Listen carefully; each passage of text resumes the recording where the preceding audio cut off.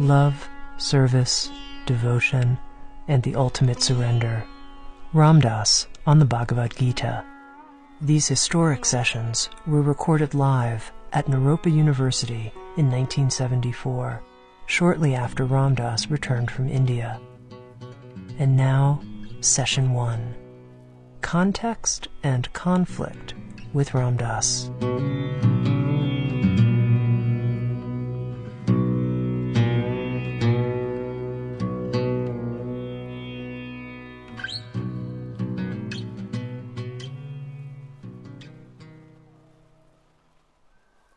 This is a course entitled The Yogas of the Bhagavad Gita.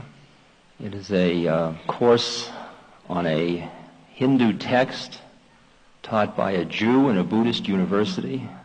And,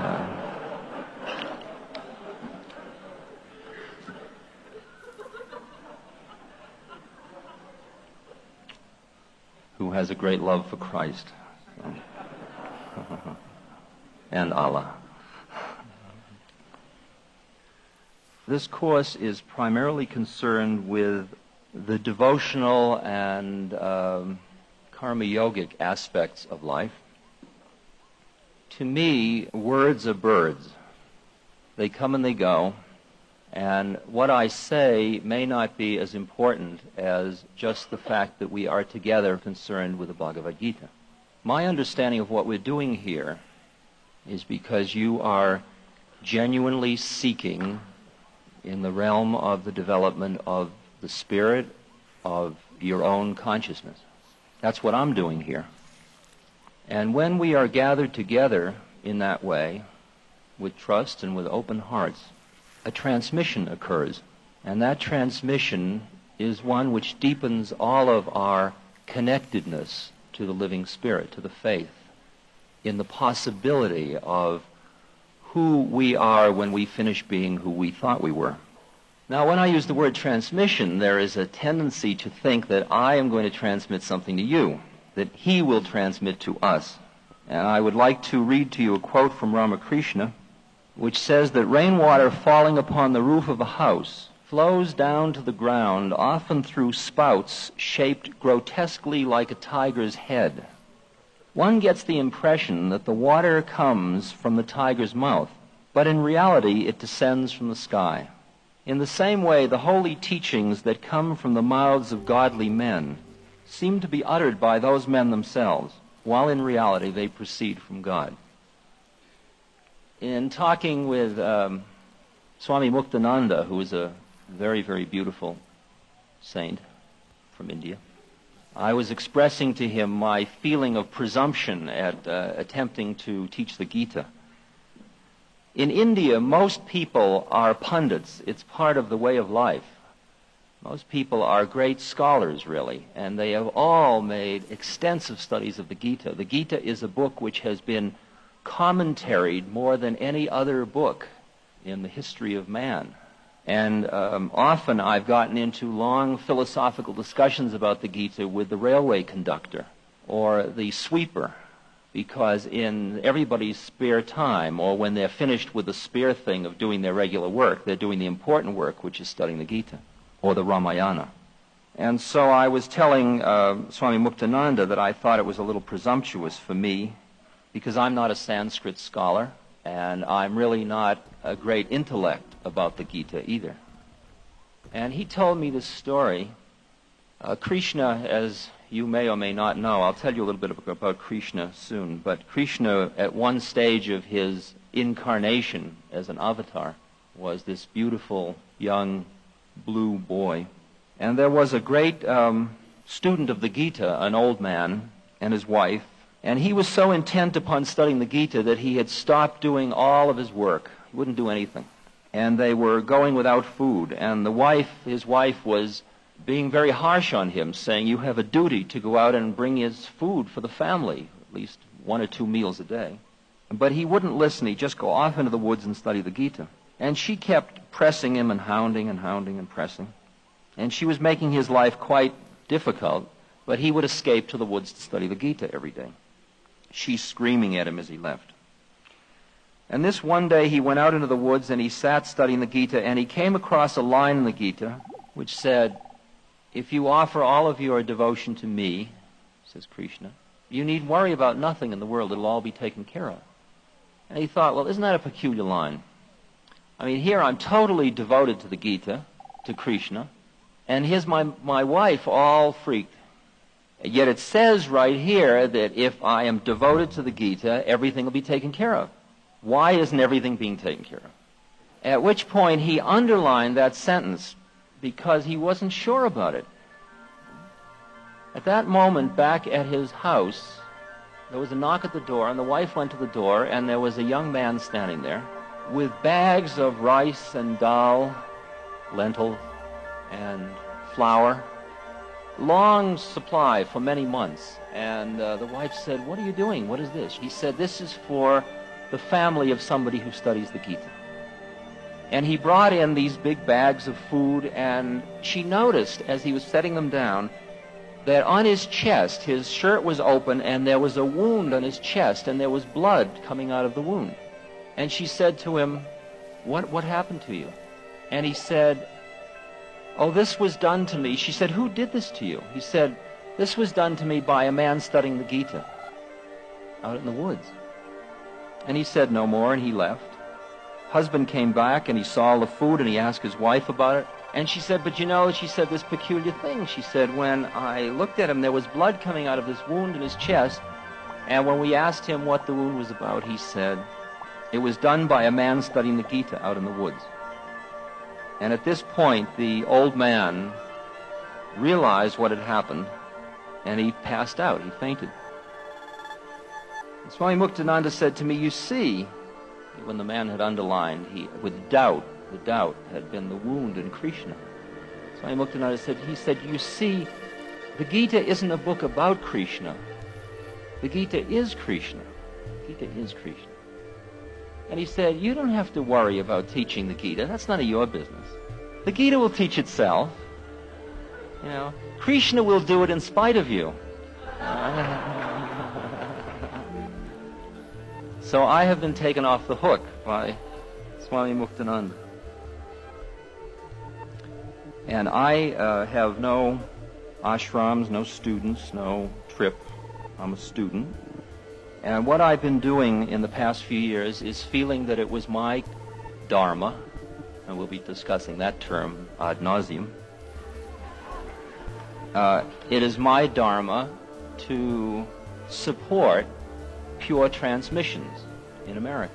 Seems to be what my work is.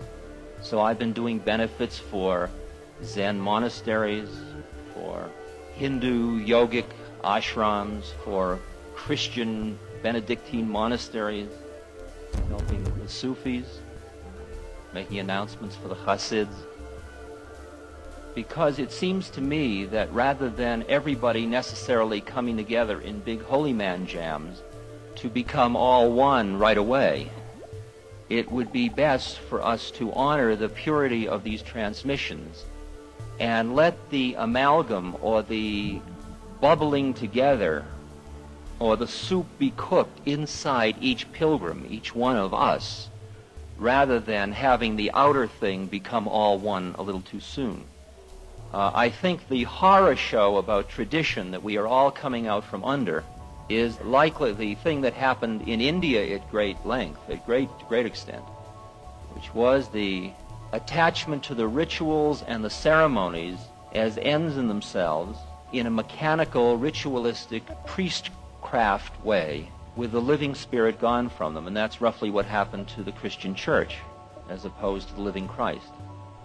And I think that one of our processes now is to be sophisticated enough not to thoroughly throw out the baby with the bath.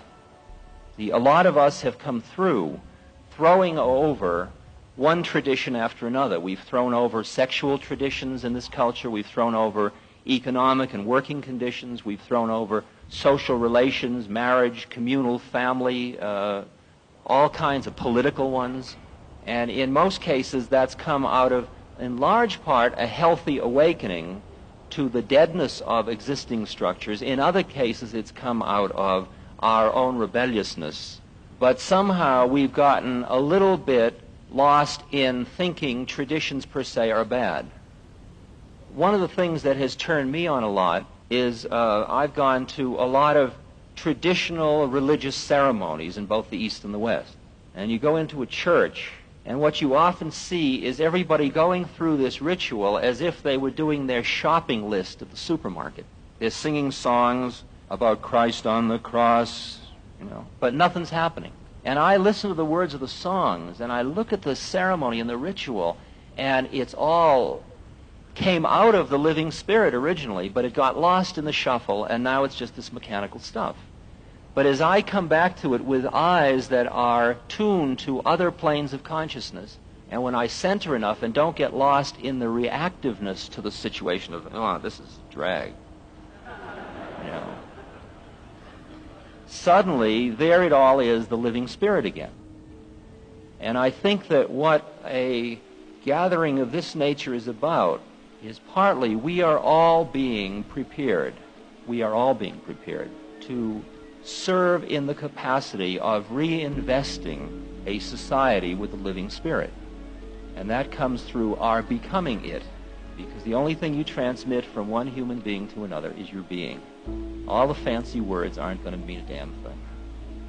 If there are two books which most characterize the quality of the transmission that I received from Maharaji, from my guru, who's now left his body, those two books are the Ramayana, Tulsidasa's Ramayana, and the Bhagavad Gita. Part of my way of sharing with other people the grace of whatever happened to me in relation to this being in India is by using vehicles like the Gita and the Ramayana. Because although Maharaji never talked to me specifically, or maybe once or twice, about the Gita, when I study the Gita and look at the things he said to me, they always turn out to be the same stuff. So I can feel the parallels there. And the other part of teaching the Gita is the honoring of a tradition. That I come out of the West as an intellectual, social, political Jew, and I go to India, and through a tradition, taken into a temple, and through puja and kirtan and mantra and Guru Kripa and the satsang, I am opened to a great extent through this vehicle of this tradition. That opening in that tradition opens me in a way where then the next thing I start to study is the New Testament, which I never read, being a good Jew. And as I read the New Testament, I suddenly meet the living Christ. And now slowly, you always come back to the original place last, perhaps. I'm beginning to get the joy and beauty out of the Hasid tradition, Judaism. There are a number of stages in the evolution of consciousness, a number of stages in the awakening process. Some of these stages are characterized in the Gita as you trace Arjuna's awakening through the 18 chapters. First there's despair, and then there's a possibility, and then there's a beginning of awakening, and then comes chapters 7 through 12, which are primarily the opening of the mystic vision and the deepening of the direct experience, and then comes the last part, which is when the faith is strong and the laying on of the heavy wisdom. That's the way that's spelled out in the Gita. We are representing in this group of people a variety of levels of consciousness, who you and I are. Some of us are just beginning to feel a little bit of malaise, a little bit of discomfort with the way the game's been going in life. And in the other end, some of you are so drunk with bliss of mystic vision that it's everything you can do to stay here and not go off into a cave. And people have to force you to eat, because all worldly desire has fallen away. I'm going to read you a series of quotations about stages so you can get a feeling of what the range of the dance is. This is Jacob Boehme, the Christian mystic. The external world or the external life is not a valley of suffering for those who enjoy it, but only for those who know of a higher life. The animal enjoys animal life. The intellect, the intellectual realm. But he who has entered into regeneration recognizes his terrestrial existence as a burden and a prison. With this recognition, he takes upon himself the cross of Christ. Now, you can say, well, it's not all burden and prison. And whatever you answer to that, you're answering from where you are sitting. So if you don't judge, just listen and hear these all as a kind of a cut-up of stages. Matthew 13, for this people's heart is waxed gross, and their ears are dull of hearing, and their eyes they have closed. But blessed are your eyes, for they see, and your ears, for they hear. For verily I say unto you, that many prophets and righteous men have desired to see those things which you see, and have not seen them, and to hear those things which you hear, and have not heard them. Uspensky, a student of Gurdjieff. But I had an inner conviction that something had already changed in me, and that now everything would go differently. Recognize that one? This is a nice one about Gurdjieff and Uspensky. Our friends found us becoming dull. Gurdjieff said, there is worse to come. He is an interesting man who lies well. You've already begun to die. It is a long way yet to complete death, but still a certain amount of silliness is going out of you. You can no longer deceive yourselves as sincerely as you did before. You have now got the taste of truth. That one we recognize. The line, you can no longer deceive yourself as sincerely as you did before. That word sincerely is just so essence. It's just how sincere we've been in our deception, in our self-righteousness. Ramakrishna, the nearer you come to God, the less are you disposed to question and reason. When you come up to him, when you behold him as the reality, then all noise, all disputations are at an end. Then it's time for sleep, for the enjoyment which comes in samadhi, in which one is in a state of communion with the blessed vision divine. A Zen statement. When an ordinary man attains knowledge, he is a sage. When a sage attains understanding, he is an ordinary man. So that when we finish this entire journey, we will then fully be the statement of nothing special. It's very reassuring, isn't it? Kabir. Dancing is not for me anymore. The mind no longer plays the tune. What was empty is now full. The vessel of desires is broken. The gown of desire has become frayed. All illusions are gone. Parts enough have I played. I can act no more. Friends and companions have all forsaken me. The restless ones are steady at last. All disputes are settled. Kabir says, by Ram's grace, he has found his full reward. Thomas Merton. As soon as a man is fully disposed to be alone with God, He is alone with God no matter where he may be. In the country, the monastery, the woods, or the city.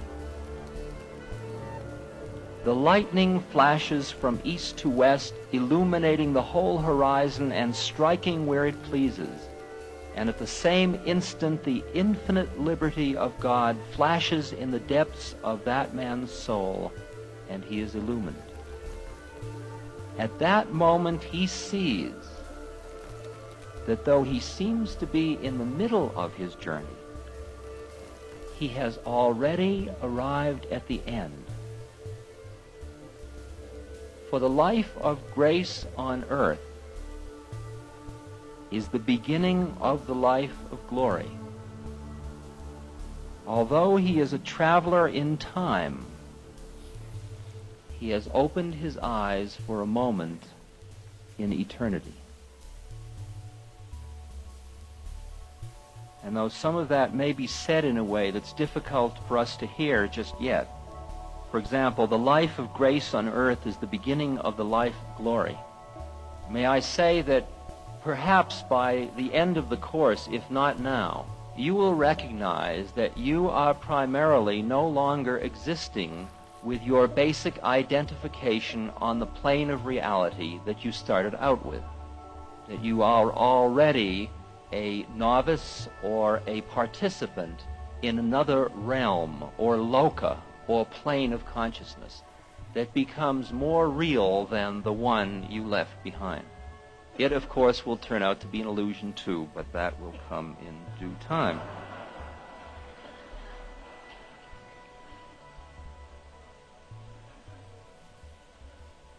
And these are some instructions to you from Chuang Tzu about this course. Pass directly. Don't listen with your ears. Listen with your mind. No, don't listen with your mind. Listen with your spirit. Listening stops with the ears. The mind stops with recognition. But the spirit is empty and waits on all things. And the way gathers in emptiness alone. Emptiness is the fasting of the mind. It's easy to keep from walking. The hard thing is to walk without touching the ground. You see, part of our head trips about courses is we go back into a certain perceptual frame of reference about stuff. And who are we again? We are the researcher. We're the judger, collector, observer, analyzer, using our analytic mind and identifying with it. There is another way of doing this whole trip, and that is by being so empty, by being so non-judgmental. I mean, if you're taking 3 or 4 courses, you will go insane if you try to analytically bring it all together, because there is an incredible amount of paradox in the situation. And the rational mind will be boggled, I assure you. Now, I have no trouble whatsoever loving Trungpa taking teachings from him, loving Maharaji taking teachings, going to a Christian monastery taking teachings, sitting in Zen Buddhism and taking teachings and solving koans. To me, it all comes together, but I wouldn't try to analytically tell how it comes together. It comes together because I decided at one stage of the game to open Pandora's box and let it all in. And whatever would float, would float. I even remember when it happened. It was back at Harvard, and Tim Leary and I were doing research on psychedelics at Harvard. And Harvard was getting a little concerned because we had just ordered $500,000 of LSD from Switzerland.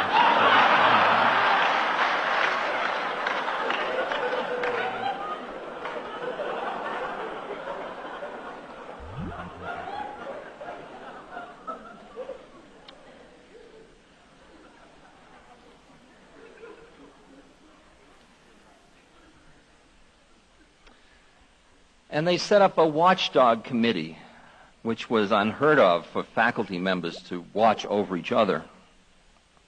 But it was getting pretty desperate. And I was on that committee with other men, and we couldn't agree on anything. So finally, some of the faculty had a public meeting in order to put down our work. And the thrust of the meeting was that we were not scientific, mainly because we were ingesting these chemicals ourselves. And how could you be a scientist when you were changing your perceptual viewpoint in the midst of your observing study? Now, there is a very rich tradition in psychology called introspectionism, but that's in very low repute because of the takeover of behaviorism. And in behaviorism, it bought physics as a model for human study, and therefore rejected all inner experience other than what could be said outwardly and written down and then studied as the written material, not as what would happen inside. And Timothy took the stand, I am a scientist, you people don't understand what science is. And Timothy happens to be a damn good philosopher of science, and I think he had a very good argument. And he protested that they were persecuting science because of their own position. I was experiencing being caught in the middle of the situation that the most powerful things that had ever happened to me were happening to me through every Saturday night. And that somehow that was more real to me than what I was doing teaching Freudian psychodynamics on Monday, Wednesday, and Friday. And I was not sure that I could bring that stuff together at that point, and I took the stance quite different from Timothy. I said, you're absolutely right, gentlemen and ladies. I am no longer a scientist. Turning in my badge, from now on I should be considered a datum. I'm data. Right? And you may study me to see what happened to him who did that in the 60s, right? Too bad about poor Dick, that one, right? And you can study, and you can be the scientist. You can have the role. I give it up because it's a drag, see? Because if I take that role, I've got to sit, and everything that comes near me, I've got to say, well, will I accept it? What is the probability of its reoccurrence? See? How many sigma, you know? And I've got to live in a probabilistic model and sit with the skeptical stance of doubt, which always keeps me a certain distance from the here, because I always have to be one thought away. And I realized I didn't want to be one thought away from life anymore. I wanted to dive into the soup and the hell with it, and whatever would happen would happen. I wanted to get to the point where when I sit in India in a village and people tell me stories about miracles that would turn the hair of Westerners gray, I can say, yeah, of course, far out. And I can mean it. See? As far as I'm concerned, it's all true. Right? And if it isn't, that's its problem, not mine. Okay? All right? Now, this puts some burden on you, because I'm not going to represent your superego. I'm not going to sit and be critical. I'm just going to be data, right? And therefore, you have the choice of which stance you will take. Are you going to say, oh, the hell with it, let's go? Or are you going to say, well, I'll watch and keep an open mind? It was like...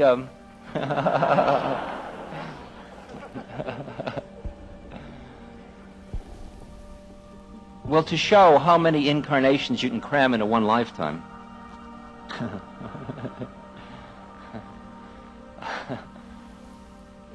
Let me say that at Harvard, I was a member of a junta, a group of young Turks in the social relations department who were trying to toughen up the department by more statistics requirements and experimental methodology. Right? And at that time, when parapsychological phenomena occurred, I would say, very interesting. We certainly must keep an open mind. Okay? That was my professional position. Then I started to take psychedelics, and all these things started to happen to me. And I said, I have ingested a psychotropic agent, and I am having a hallucination, and it's fascinating. Okay? And then, a lot like what Carl Jung does in Memories, Dreams, and Reflections, I said, fortunately, I can come back to my family and my home and to reality. See? That was another stage. Then, as time went on, it became less and less clear which one I was coming back to. And then, as I stopped worrying about that, which made you very edgy in terms of mental health, phenomena started to occur to me when I was not under a psychedelic. So I had no recourse to the fact that it hadn't happened to me, it had happened to somebody else. So I couldn't use the scientific one of very interesting, we must keep an open mind, because it just happened to me.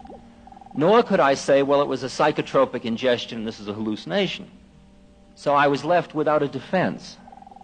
And there is a predicament about blessed are your eyes for they see, and your ears for they hear, that there are phenomena which we will be reflecting upon in this course that are available to her or to him who has not veiled herself or himself from them through attachment to your own thought. All of it is available to everybody, but it depends on who you think you are as to whether or not it is available to you. And that's why the stance you take in the way you are responding to education has a lot to do with whether or not you can totally grok Tibetan Buddhism, whether you can grok the Gita. Those of you that aren't familiar with that term, it's from Robert Heinlein's Stranger in a Strange Land, and it means become one with, be consumed into.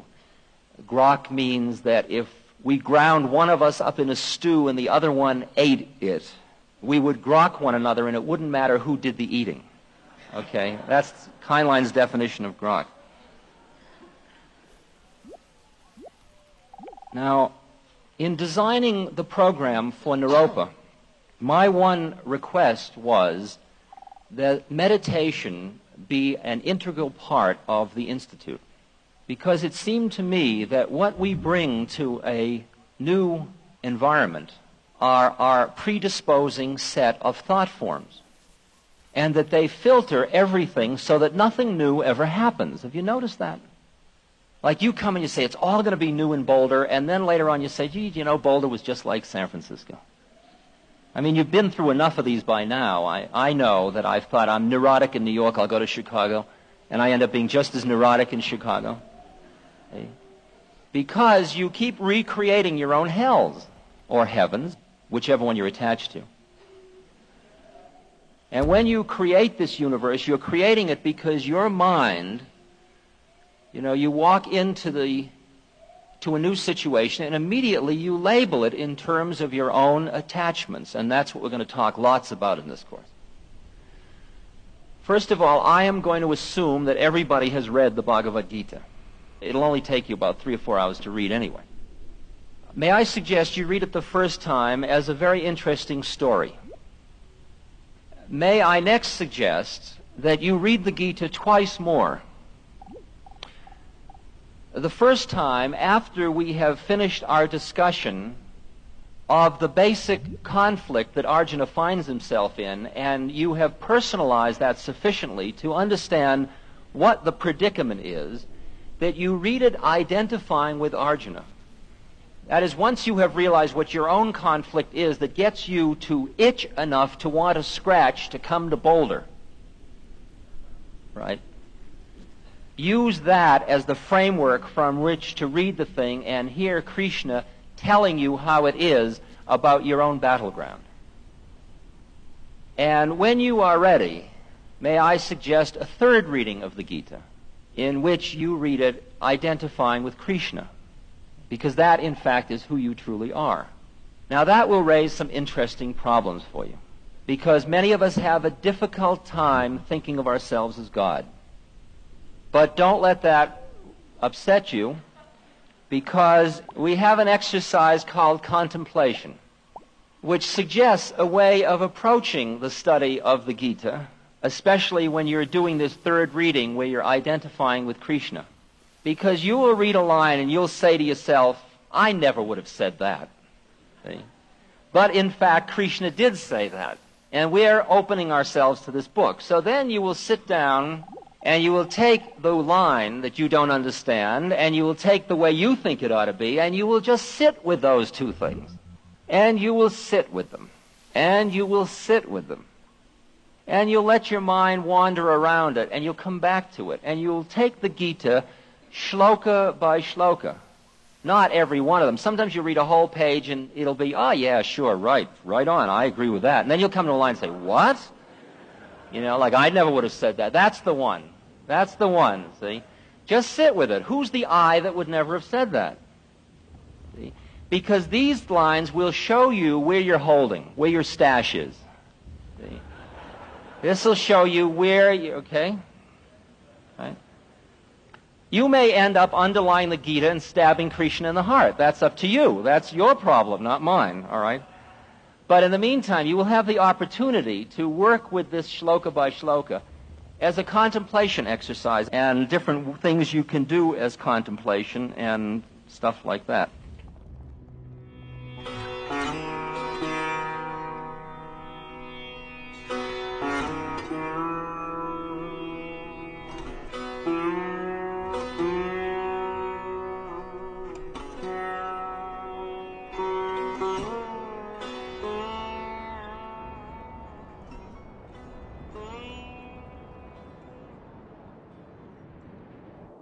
The basic thrust of the Bhagavad Gita concerns karma yoga.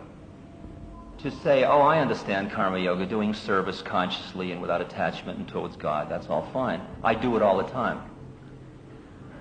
That may well be. But if you're really unsure whether in fact you are doing it all the time, it would be useful for you to take on a specific exercise in which you do some task that you wouldn't normally otherwise do, and do it specifically as an exercise to stay conscious. Getting out of your own ego melodrama is to do something for someone else. But doing it not in a romantic way, as we'll talk about later, but doing it consciously. I'd like to give, at the outset, a contextual mention of how the Bhagavad Gita fits into the Mahabharata. The Mahabharata is a huge book which covers a long, long period of history. And at one level, it's a historical study of a kingdoms. At another, it's an incredible symbological study of all human interactions, really, and all human emotions and motivations. It's like an incredible psychology, but it's in the form of a drama. And it's written from a very conscious point of view. So you can read it in the very romantic, melodramatic line, or you can look at its symbology. And right in the middle of it is this dialogue that exists between Krishna and Arjuna. The story itself concerns the kingdom of Bharat, which is a kingdom in northern India. And there were two brothers, Pandu and Dhritarashtra. And Dhritarashtra had been born blind. He was the eldest brother, so Pandu ran the kingdom. He became the king because the older brother was blind and couldn't be the king. And what that blindness represents, every Hindu pundit has had a great time with. You could say it represents the fact that he was so attached to his son, Duryodhana, which you'll meet, or you've met, that his attachment made him blind to the Dharma, or blind to the truth, or blind to the higher wisdom. Or you could say that he was the human body which was blind because it didn't have the higher intellect. Pandu had two wives, Kunti and Madri, and he had 5 children. And of these 5 children, these are the good guys, by the way. Yudhishthira is the oldest, and he's like the embodiment of Dharma. He has one minor failing, is that he likes to play dice, which you will see is what led to the particular predicament we find ourselves in Kurukshetra. Bhima, the second son, is very strong and reckless, and Arjuna, the third, is very pure, noble, chivalrous, heroic. And there are two more twins by Madri. Dhritarashtra, the other brother, the blind king, he had 100 children by one wife. Now, you have to face these things in the Mahabharata. I mean, you face them in the Old Testament. There's no problem there about 120-year-old men having lots of children. So things are different at different times. Right? Well, now Pandu, the brother who was the king, accidentally killed a Brahmin, which is a very bad thing to do. And to atone for this, he retired to the forest to do tapasya, austerities. And he left the kingdom in the care of his blind brother. Now, the children grew up, and Duryodhana, who's the son, he's the head of the Kauravas. He's the head of the bad guys, to keep it clear for you. He is very, very jealous of the oldest son of Pandu, because the oldest son of Pandu is going to take over the kingdom, and he wants it for himself. And so there are hundreds of pages of descriptions of how Duryodhana went about trying to get rid of the Pandavas so that he could get the kingdom. He would invite them all to a huge celebration, and he had a huge palace built for them, but it was made all of flammable material. And during the night when they were all asleep, he set it afire, but they had all been warned by a loyal servant, and they escaped underground. And they went off in the woods, and they were hiding. Okay, this is the Pandavas now. It's the 5 boys and the mothers. Now, just to give you a little more of the flavor of how the dance works, while they were hiding in a cave in the jungle, they heard about the fact that there was a Swayamvara, meaning a wedding selection ceremony for Draupadi, who was this beautiful, beautiful daughter of a very high king, Drupada, and she couldn't find a suitable mate for herself.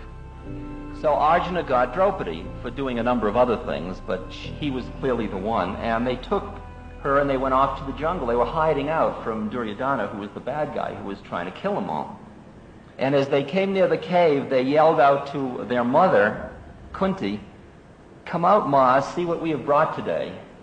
And she was in the cave, and she just yelled out before she came out. She says, "Whatever it be, share it equally among you all," which is a good thing for a mother to say to 5 children. So they ended up all being the husbands of Draupadi. Right? She had 5 husbands. Okay, finally they came out of the jungle, and they built a very good kingdom, and Duryodhana was just getting more and more jealous. He was really insanely jealous. And he finally knew that Yudhishthira really liked dice. And so he challenged him in a way that he had to do it from a dharmic point of view to a dice game. And Duryodhana got a crooked dice player to play opposite him. And so they started this dice game, and in the course of the dice game, Yudhishthira lost everything. He lost the kingdom, he lost his brothers into servitude, they sold Draupadi down the river, the whole thing went, right? And what then happened was that Duryodhana was so proud and haughty about what he had done that he brought Draupadi in to strip her in front of the court to shame her. And they went to pull her sari off, but no matter how much they pulled, there was more sari. And they had piles of material all over everywhere, and they just couldn't do it because she was protected by the purity of the Dharma. And of course, Krishna was helping secretly on the side, and we'll come to him in a minute. Well, at any rate, the blind king was so embarrassed by his son's absurdity, the haughty son, that he offered Draupadi 3 boons, and she said, "Well, let my husbands go, give them their arms back, and that's all. I don't even want a 3rd boon. They can take care of themselves." And so Duryodhana sucked Yudhishthira into another dice game. And in this dice game, when he lost, they had to go to the jungle for 12 years, the good guy, and do penance. In all of the holy books in India, like in the Ramayana too, Ram has to go off to the jungle for a while, and that's all very good. You'll find you'll want to go to the jungle at a certain point too. And here it happens because you lose a dice game, but you'll see how it works in your life. And they have to go for 12 years, and then on the 13th year, they have to hide, because if they're found by Duryodhana on the 13th year, they got to do another 12 years. So they go out and they do the 12 years, and the 13th year they become servants of a king in a neighboring kingdom, and they just hide out.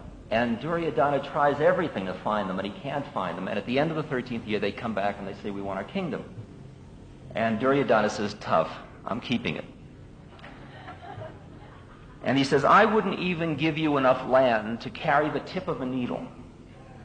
Okay? That is the predicament we find ourselves in at the time the Bhagavad Gita is about to take place. Okay? That is, Duryodhana has pushed the Pandavas too far. And they have no choice now but to fight, because injustice has taken over the world. It's taken over the kingdom. And the Dharma now has to assert itself. The good guys have to make a statement.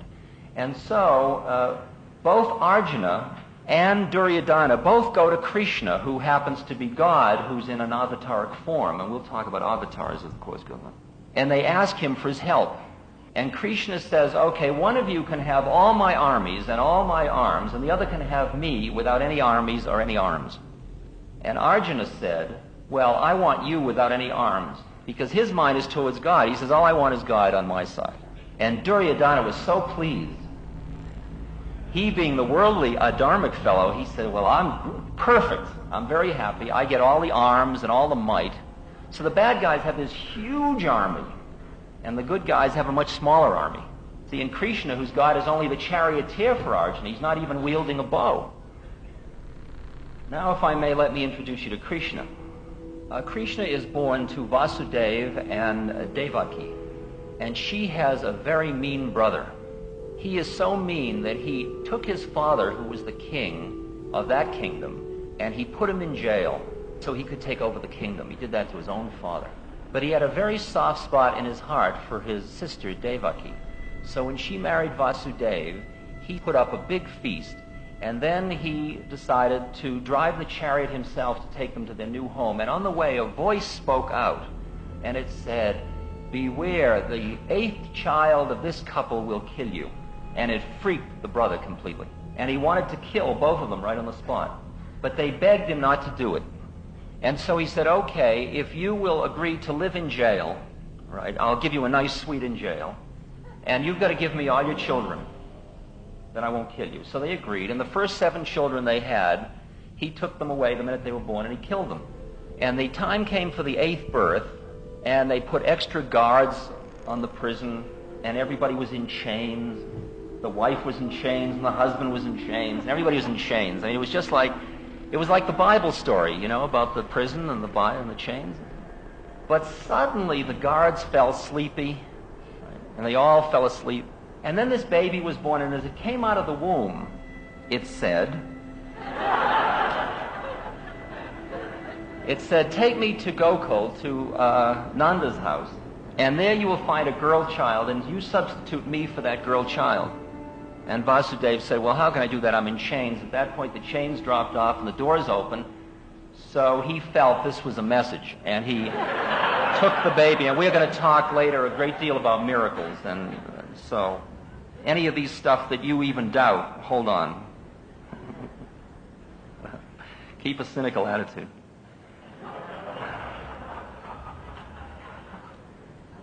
And they brought the girl back, and the bad brother came in, and he thought that was the baby, and he grabbed the baby, and he touched its feet, and then it went up into the sky, and as it was going, it said, I was going to kill you, but you touched my feet, even though you were going to do it to kill me, so I'm going to let you go this time. And she disappeared up into heaven, right? Which left this little boy baby over at this other house. Okay? And the interesting thing about him is that he was blue, okay, in color. And he thrived despite these incredible plots that the bad brother, Kamsa, was developing to try to wipe him out. And he was being raised by this woman, Yasoda, who was the wife of Nanda. And what happened was, as he grew up, there were all these miracles that kept happening, but everybody treated them all as hallucinations. I mean, nobody could believe that they had the avatar of the age sitting there. Like at one point, somebody came in and said, your little boy Govinda's been eating mud.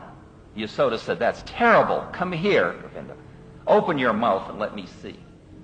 And so Govinda opened his mouth, and she looked in, and she saw the entire universe. Right? She saw all the planets and the stars and everything. And she freaked completely. And then Govinda, out of the compassion of his heart, veiled her eyes with mother love. Okay? So then she only saw her baby again. See, and she forgot what she had seen, and she said, "Oh, I better lay down. I think I'm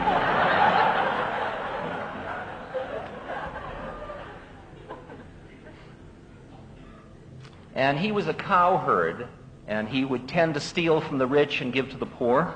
And people complained to his mother all the time, or his stepmother, about all of the things he was doing. But he could hardly be punished because he was just so incredibly groovy. And he played a very good flute. Right? And he is perhaps the only avatar we have historically that never cried. He just wasn't a crying avatar. He was laughing, he was active, he was enthusiastic. He was like warm, radiant life itself, which is an incredible concept of God. I mean, you've got to realize this is an aspect of God you're hearing about now, in the same way that Jehovah is.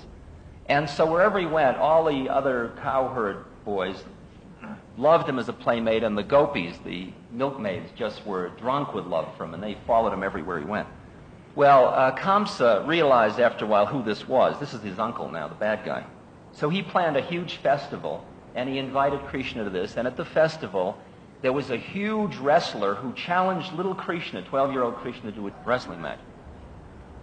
Krishna accepted the challenge, and he killed the wrestler. And then he leapt up on the stands, and he took the uncle, and he said, "Well, your time's come too," and he threw him down and killed him. And then he released the uncle's father from prison and made him king again. But at this point, he had showed his hand, you know. I mean, you couldn't think of him any longer as that little blue boy from down the street who was causing all the trouble because, you know. So he didn't go back to Vrindavan after that, and the whole manifestation changed at that point. And he went and he built Dvarka, another city. And from then on, his role was that of being sort of a kingmaker and a guide and a helper to the leaders of the society. He advised in diplomacy and statecraft, and he helped people in trouble all the time. He lived as a perfect yogi. He was sort of a visitor on earth. He didn't have his own kingdom. He kept giving away everything he had, and he was just helping everybody. Because I probably won't mention it again, what happened to him afterwards, because that brings you up to the point where we meet him talking to Arjuna. After the battle, when everybody's practically been killed completely, and all the 100 sons are wiped out, Gandhari, the mother of the 100 sons, is walking through the battlefield lamenting, and she meets Krishna, and she says, "You stood by when all this happened, and you let all this slaughter take place. All I can tell you is that in your own family, there is going to be killing within the family, and 36 years from now, you're going to die. You'll be killed." And Krishna said to her, "Thank you, Mother, for helping me find a way out." Okay? In other words, that was the curse that was going to give him the way of getting finished with the incarnation. You just got to keep jumping levels about, "Oh, that's terrible." No, that's wonderful. You know, it keeps doing that, and you'll notice that all the way through the course. And he ultimately was killed when he lay down to rest during a time of battle, and he was killed by a hunter who mistook him for a deer, because he needed a legitimate cause to drop his body. Okay? And he thanked the hunter and blessed him, and the hunter immediately went to heaven. All right, the other character in our cast that we have to know anything about is Arjuna. And Arjuna he's a Kshatriya, he's a warrior. He's of the warrior caste. He's a prince. He's a very pure, good son. He does his duty perfectly. He's fit to receive all of the higher knowledge, but he hasn't yet received it. He's very pure guy. He's got a lot of discipline. He's very practical. He's very pragmatic. He's very emotional. He's very moral. He's intelligent. He's not a philosopher. He's definitely a man of action, which is very appropriate for this society because we are a very rajasic or active society. And he's very principled. And his karma is good. That is, he's ready to go the next step. See, like you'll notice that in the adverse situation of this battlefield, there's Duryodhana and Arjuna, and all that Duryodhana does is get more and more haughty. No matter how rough the scene gets, he gets more haughty, and he ends up commanding his guru what to look at and commanding all of the elders, and he shows no respect. He's gotten so haughty because he's so uptight. Arjuna, when he gets into this crisis, does an entirely different trip. He turns to God. Okay, the scene is laid, and now we get to the conflict. And the conflict is announced by the conch.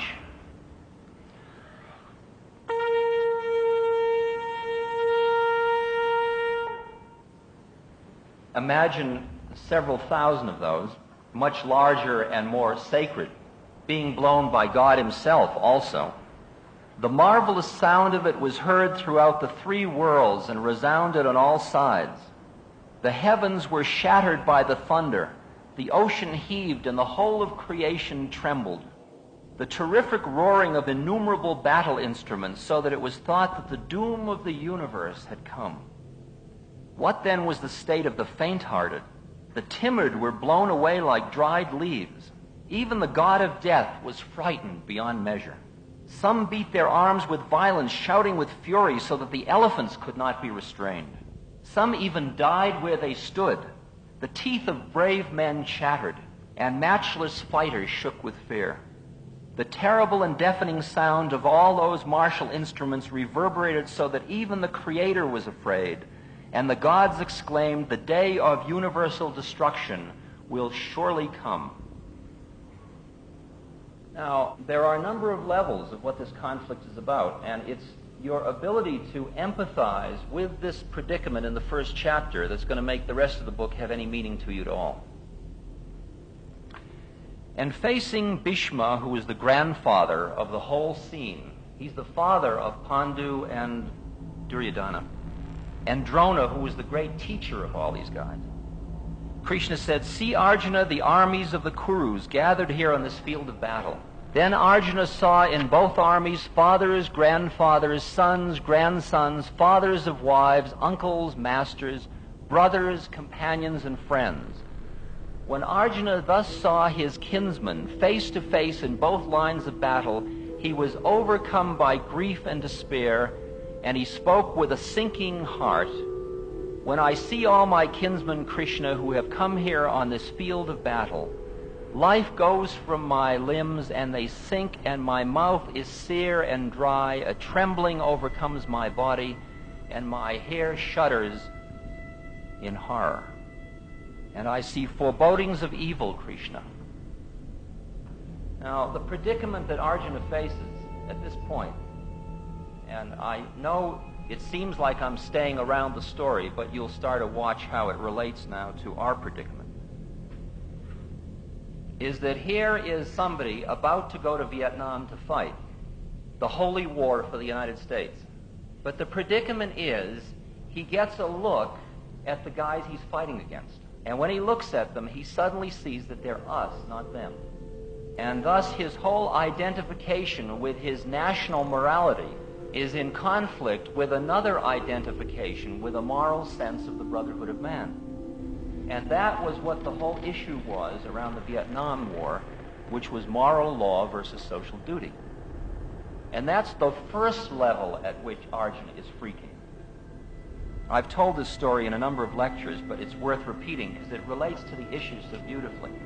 It concerns a discussion I had with my father about these records, Love, Serve, Remember, in which my father said to me, "Why are you selling them so cheap? You're selling 6 records for $4.50. You could sell those records for," I was in the record store, $15, but at least $9, for goodness sake, right?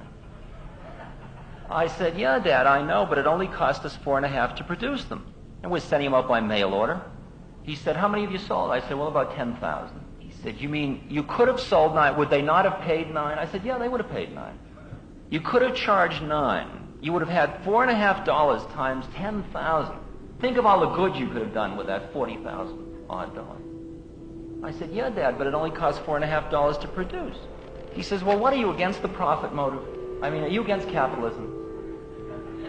You got to understand, my father is a ex-president of a railroad, lawyer, good conservative Boston Republican, who's worked all his life as a householder to earn money for his family.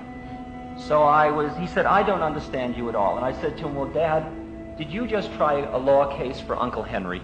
He says, "Yeah." It was a tough case. "Yeah, very tough. You win it?" Yeah, but I'll tell you, I had to spend a lot of time on that damn case. I was at the library and I had to talk to the judge. It was a very difficult case. Boy, I bet you must have charged him a big fee for that. My father charges good-sized fee. Father looked at me as if I was insane. He says, "What, are you out of your mind?" "Of course not. That was Uncle Henry." I said, "Well, that's my predicament, Dad. If you show me anybody that isn't Uncle Henry, I'll burn him." You know?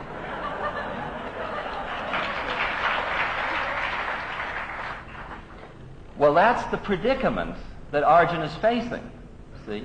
He set up a price of $15 for the record album, but he suddenly is selling in the store, and the first customer that comes in happens to be his brother-in-law. Okay? His brother-in-law says, "You're going to charge me?" He says, "Look, for you, I'll give it to you for 4.5. Well, that's Arjuna's predicament in a way, all right? And part of what is precipitating Arjuna's predicament is that the way the battle is done in India, it's very civilized. The elephants fight with the elephants and and before the battle, they start at sunrise and they go to sunset and then they stop for the evening, right? And this is the night before the battle's to begin, and he has Krishna drive the chariot between the two armies. He looks and sees the whole thing. And part of what led to the tremendous moral uprising in the Vietnam situation for us was television. Because television was the chariot right in the middle of the two armies, looking and seeing the whole scene.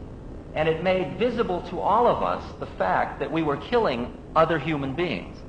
So it made the them, which is very different when there was a war way away where you went off weeks on a sailboat somewhere to fight a war against them. It made it much easier to think of them as the enemy than if you saw them dying on tape, on television.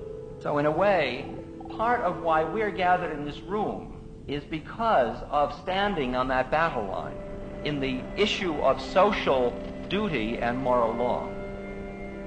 But Arjuna sees the whole issue in another way, too, which is also something that we are facing, and I think, again, a very personal matter. He sees it as the breakdown of family, ritual, tradition, and tradition in the society. See, you've got to understand that India was under a structure that had been laid out in the Vedas, the holy books, by the rishis, who were the realized beings who laid out this structure, which, if it worked in the spirit, would work perfectly. If the spirit left it, it became a horrible mechanical set of rituals and a priest class. And that's what had happened at this point. And part of the Gita turns out to be a revolutionary book, which is designed to shake up the entire Indian cultural system at that point.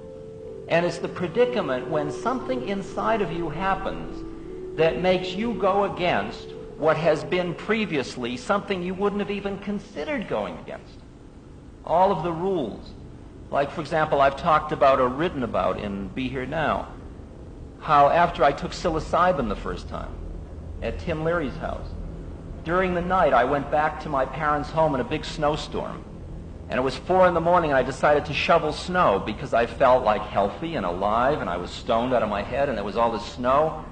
And I felt like a young buck in the tribe, and I'd shovel snow. And I started to shovel the snow, and my parents appeared at the upstairs window. And they flung open the window, and they assumed I was drunk.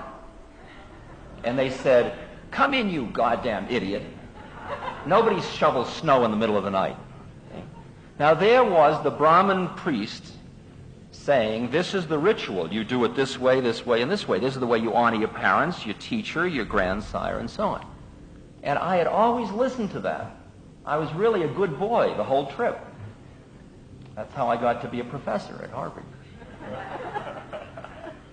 Okay? By always listening to what they said about when you shovel snow. But inside my heart, it was like, it's okay to shovel snow. Isn't that far out? Buoyed up by the drugged out of my cultural, social, adaptive, outer-directed, Reismanized way, I was connected to an inner place that was saying, "Right on, baby, shovel snow." And right at that moment, I was faced with exactly that same point. And all I did was look at them, smile, wave, and went back to shoveling snow, right? And that was the beginning of a long melodrama of my whole life for the next few years, as I slowly saw myself going further and further from the cultural rituals. And when I got thrown out of Harvard, I remember a press conference in which all of the press people were standing around me looking at me like the fighter who just lost the big fight. You know, I'd been fired by Harvard. You know, on the front page of the New York Times, I was now doomed to ignominy. You know, because you never made a comeback after that. Because that was a big institution. That was the priest class, really, of the society. And I sat there seeing them, looking in their faces. I was a little stoned at that point, too. And I sat looking in their faces, and I saw more than I might otherwise see. And what I saw was they had this incredible feeling of pity. Pity. And what I was feeling inside was, whew, boy, am I glad I'm done with that. Now I'm free. Far out. Okay? But I thought, you know, I'm the only one that thinks this. And the predicament is that if 99% of the people think one thing and you think another, you are inclined to think you've gone psychotic. Okay? And that, I'm sure, is familiar to many of you. That you find yourself growing up in a certain set of rituals and traditions and cultural expectations of how you cut your hair, how you go to school, what kind of education you get, what you do with it, how you marry, what ceremonies you have, how you live after you're married, when you have children, when you don't, how much you save, when you have life insurance, how much you pay for your car, what kind of a television set you have. And some of you have found yourself in conflict with some of these values. That's the issue that Arjuna is facing. But what the Gita is about is not really the battle of moral law and social duty, because it's a higher game than that. It's really both of those versus higher consciousness. That's where the real struggle is. That's the awakening struggle. That's the one we're here to talk about. That's the one of coming into the spirit or becoming conscious. You see, all of Arjuna's arguments are what would be called enlightened selfishness.